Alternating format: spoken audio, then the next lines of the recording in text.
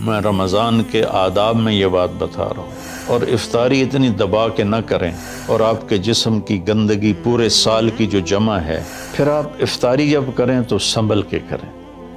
ٹھنڈا برف سے بھرا ہوا پانی،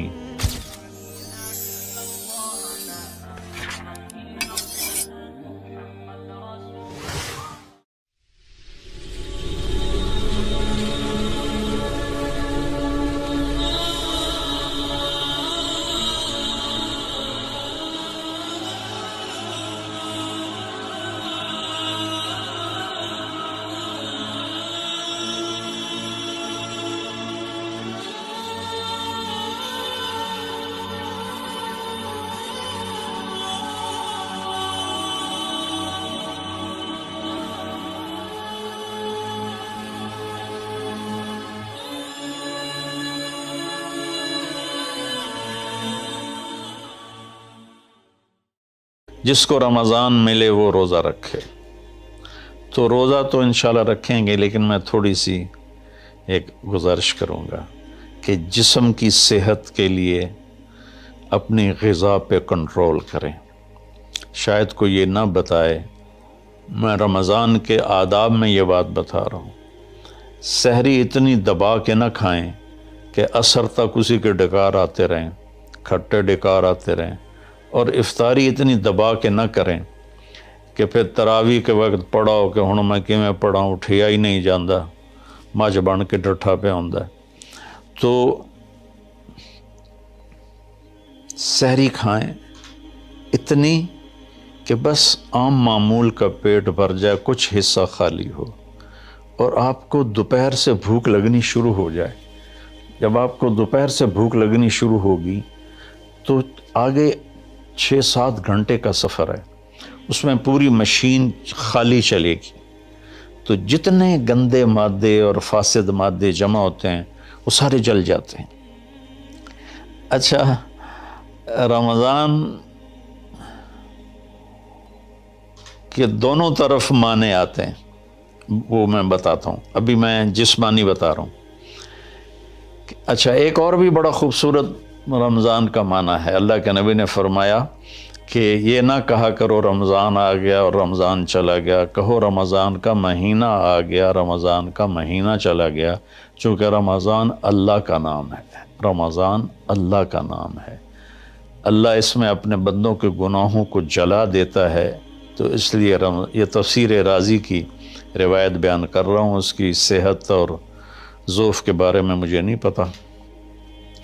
تو رمضان کہتے ہیں جلا دینا، جلا دینا یا جل جانا۔ تو جب آپ کا فاقہ 12 بجے سے شروع ہو جائے گا اور 6-6:30 بجے تک چلے گا، تو آپ کے جسم کا ایک ایک خلیہ گرم ہو جائے گا اور اس میں سے بھاپ نکلے گی، اور آپ کے جسم کی گندگی پورے سال کی جو جمع ہے وہ جلنا شروع ہوگی۔ پھر آپ افطاری جب کریں تو سنبھل کے کریں۔ ٹھنڈا برف سے بھرا ہوا پانی اور روح افزا اور جام شیریں اور دودھ سوڈا، اور اس میں برف کے اتنے بڑے بڑے ڈلے ڈال کے جب آپ پیتے ہیں تو سارے دن کے روزے کا جسمانی فائدہ فوت ہو جاتا ہے، ختم ہو جاتا ہے۔ سنبھل کے پانی پئیں، اور روم ٹمپریچر کا پانی پئیں۔ اس وقت معدہ گرم ہوتا ہے، اس میں ٹھنڈی بلا ڈالنا، اور پھر آپ اس پر دوسرا ظلم یہ کرتے ہیں کہ اتنا ٹھنڈا پینے کے ساتھ گرم گرم سموسے کھاتے ہیں، گرم گرم پکوڑے کھاتے ہیں، اور کئی ماشاءاللہ ساتھ وہ پیس کو بھی ملاتے ہیں، کوئی چانپیں ملاتے ہیں، کوئی پیس ملاتے ہیں۔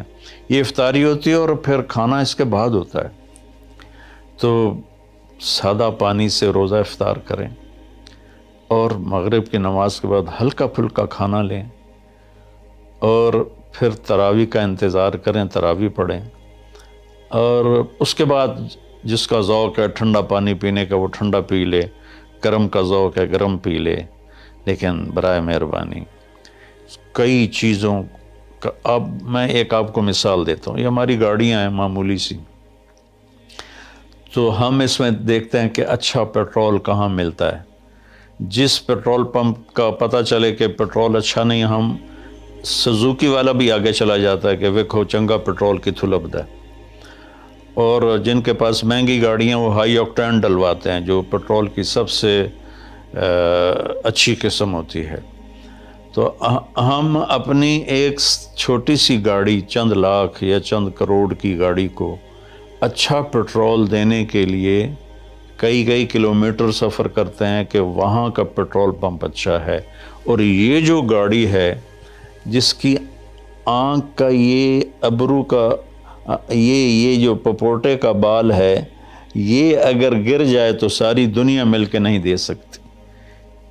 ایک ناخن اگر گر جائے تو پوری دنیا مل کے وہ ناخن نہیں دے سکتی.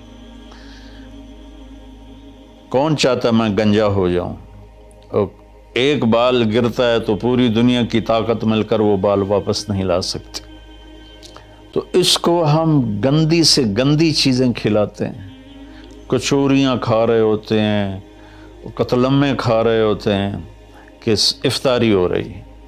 تو اللہ کے واسطے ٹویوٹا گاڑی میں صاف پیٹرول ڈلواتے ہو اور اس خوبصورت گاڑی میں گند بھر دیتے ہو، سموسے اور پکوڑے اور دودھ سوڈا اور جام شیریں اور روح افزا اور 7 اپ اور ٹھنڈے پانی، سکنجبین، اور اس کے اوپر پھر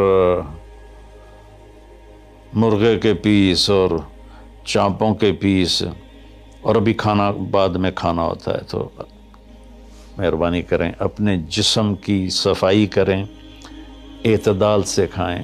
افطاری بھی اتنی کھائیں کہ آپ کی بھوک باقی ہو. تو آپ آرام سے تراویحیں پڑھ لیں گے. تو تراویح پڑھیں، پھر اس کے بعد آپ آرام کریں، جلدی سے سو جائیں. اور بعض نوجوان ساری رات جاگتے ہیں، ٹھیک ہے کوئی بات نہیں، جاگیں، کوئی نفل بھی پڑھ لیا کریں، کچھ اپنی گپ شپ بھی کر لیا کریں. اور پھر سحری ایسی کھائیں کہ اب اس میں پراٹھے پک رہے ہوتے ہیں اور ہر گھر سے پراٹھوں کی خوشبو آ رہی ہوتی ہے. تو پھر پراٹھوں کا بوجھ اپنے اوپر نہ ڈالیں، سادہ روٹی کھا لیں، سادہ سالن کھا لیں. تو پورے مہینے میں آپ کے پوری باڈی کی اوورالنگ ہو جائے گی. یہ تو جسمانی فائدہ ہو گیا. روحانی لحاظ سے کیا ہے؟ شہر رمضان، رمضان جل جانا، جلا دینا، رمضان کا مہینہ. اس لیے اللہ کے نبی نے کہا، یہ کہا کرو ماہ رمضان آیا اور ماہ رمضان گیا، کیونکہ اللہ آنے جانے سے پاک ہے. تو اللہ کا نام رمضان ہے. یہ امام راضی کی روایت ہے. تو یہ نہ بھی ہو تو رمضان میں جلنے کا مطلب کیوں ہے؟ اسی مہینے کے ساتھ کیوں ہے کہ ہر روزے کے ساتھ اللہ اس کے گناہ معاف کرتا ہے، اس کے گناہوں کو جلاتا ہے، اس کی بھوک کی آگ میں جلاتا ہے، جلاتا ہے، جلاتا ہے. آخری روزے اللہ تعالیٰ کیا کرتے ہیں کہ اس کے سارے گناہوں کو جلا کے راکھ کر دیتے ہیں اور اپنی رحمت. اچھا، رمضان کا مطلب بارش بھی ہے. جو سبحان، عربی بھی عجیب زبان ہے. رمضان کا مطلب بارش بھی ہے. رمضان کا مطلب اگر رمضا مصدر ہو، رمضا، تو یہ بارش کا مطلب ہے. رمضا ہو تو یہ جلانے کا مطلب ہے. سبحان اللہ، کہ رمضان ایسا مہینہ ہے کہ اس میں ایسی رحمت کی بارش ہوتی ہے، سارے گناہ دھل جاتے ہیں. رمضان ایسا مہینہ ہے کہ اس میں ایسی اللہ کی رحمت متوجہ ہوتی ہے کہ سارے گناہ جل کے راکھ ہو جاتے ہیں، ہوا میں اڑا دیے جاتے ہیں راکھ کی طرح. تو یہ تب ہوگا جب ہمارا پورا جسم روزہ رکھے، ہماری آنکھیں روزہ رکھیں، ہمارے کان روزہ رکھیں، ہماری زبان روزہ رکھے، ہمارے ہاتھ روزہ رکھیں، ہمارے پاؤں، ہمارا دل، دماغ روزہ رکھے. تو پھر یہ روزہ، یہ رمضان بنے گا اور ہمارے گناہوں کو جلا دے گا یا دھو دے گا. اور اس میں خاص طور پر اللہ کے نبی نے فرمایا کہ شراب پینے والا توبہ کر لے، چونکہ شرابی کی بخشش نہیں ہوتی رمضان میں.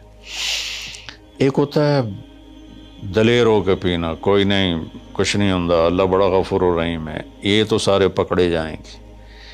ایک آدمی میرے پاس آیا، وہ کہنے لگا جی مجھے شراب کی عادت ہے، چھٹتی نہیں، کئی دفعہ چھوڑی ہے پھر نہیں چھوٹتی، اور پھر جو وہ دھاڑے مار کے رویا، اتنا رویا کہ میں بھی غمگین ہو گیا اس کے رونے کو دیکھ کر۔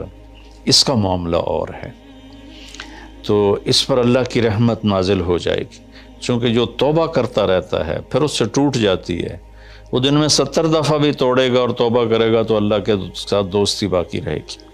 تو ایک شرابی ہے تو اللہ کے واسطے چھوڑ دے۔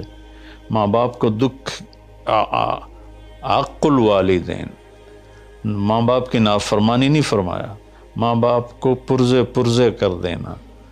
نافرمانی تھوڑی بہت ہر بچے سے ہو جاتی ہے، لیکن ایسی نافرمانی کہ ماں باپ کا دل ٹکڑے ٹکڑے ہو جائے، اس کو کہتے ہیں عقوق الوالدین، عاق لوالدیہ۔ جو ماں باپ کے دل کو ٹکڑے ٹکڑے کر دے اس کی بھی بخشش نہیں ہوتی۔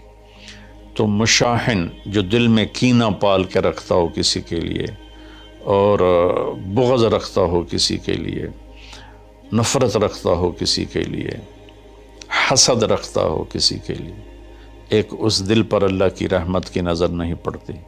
اور ایک قاطع الرحم، جو رشتہ داروں سے لڑتا ہو، رشتہ داروں سے ماتھا جو مارتا ہو، کبھی سینگ پھنسائے ہیں، کبھی اس کے ساتھ کبھی اس کے ساتھ، خونی رشتوں میں جو غلط سلوک اختیار کرتا ہے، ایک اس کی خاص طور پہ بخشش نہیں ہوتی۔ تو باقی اللہ کا دریائے رحمت ہے، جو بھی توبہ کرے گا، مشرک بھی توبہ کرے گا معاف، سود خور توبہ کرے گا معاف، چور توبہ کرے، ڈاکو توبہ کرے، زانی توبہ کرے، قاتل توبہ کرے، شرابی توبہ کرے، ماں باپ کا نافرمان توبہ کرے، اور رشتہ داروں سے لڑنے والا توبہ کرے، نفرت رکھنے والا توبہ کرے، اور سود پہ کام کرنے والا توبہ کرے، سود کھانے والا توبہ کرے، سب معاف ہو جائے گا، سب معاف ہو جائے گا۔ اور اللہ سے مانگیں کہ اللہ تعالیٰ اس میں ہماری جسمانی صحت بھی بحال کر دے اور روحانی صحت بھی بحال کر دے، اور ہمارے گناہوں کو معاف کر دے۔ السلام علیکم ورحمۃ اللہ وبرکاتہ۔